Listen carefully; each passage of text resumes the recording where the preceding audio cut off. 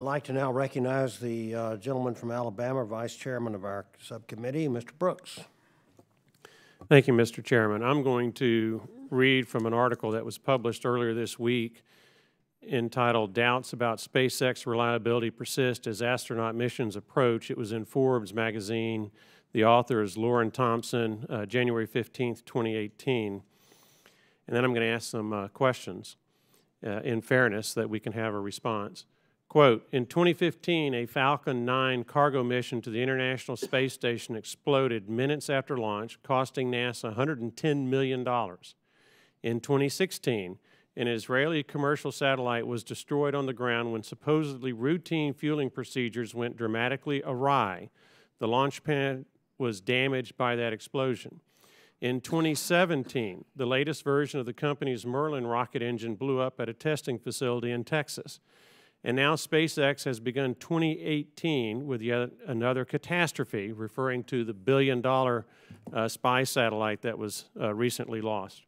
Resuming the quote, maybe SpaceX really isn't responsible for the latest failure. The problem might have been caused by a payload adapter that Northrop Grumman, the company that had also built the lost satellite, supplied. But launch providers usually have final responsibility for tip-to-tail readiness before a rocket lifts off, and competitor ULA has successfully employed a variety of payload adapters to attach satellites to its rockets. The most worrisome aspect of this apparent pattern is that the same SpaceX launch vehicle will begin flight tests later this year to carry astronauts to the International Space Station. And I would add from another part of the article, quote, by way of comparison, United Launch Alliance, SpaceX's sole competitor in the military launch business, hasn't lost a single payload in 12 years and 124 missions, end quote. Dr. Koenigsmann, you made a comment in your remarks in chief that SpaceX is achieving or attempting to achieve its goal of, quote, safe, reliable, and affordable, end quote, launches.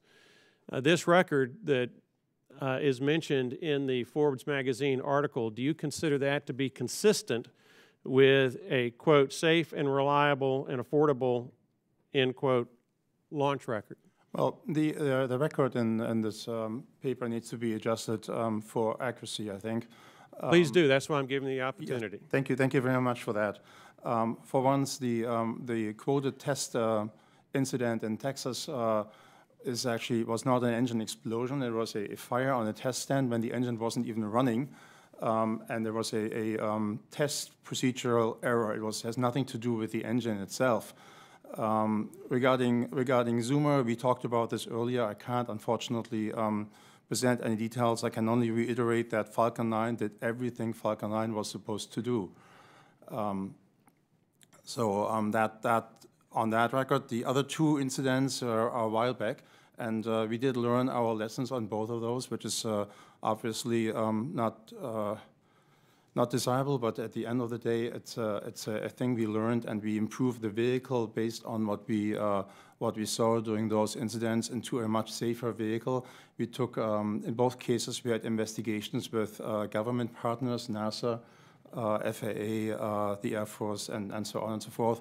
And we very openly discussed and presented our corrective action and acted on them since then, which in my opinion makes us a much better vehicle. I do want to point out at the same time that Falcon 9 has actually characteristics that make it intrinsically safe. For example, it has a 9 engines on the first stage. You can lose an engine and make mission. You can actually lose 2 engines in some cases. Not that we ever, not that I ever hope that will happen, but obviously that is a tremendous guarantee. If you lose engines in other rockets, and I want to point out our engines are also domestically produced, then obviously this is much more difficult for other vehicles that have less engines. So that makes it safer.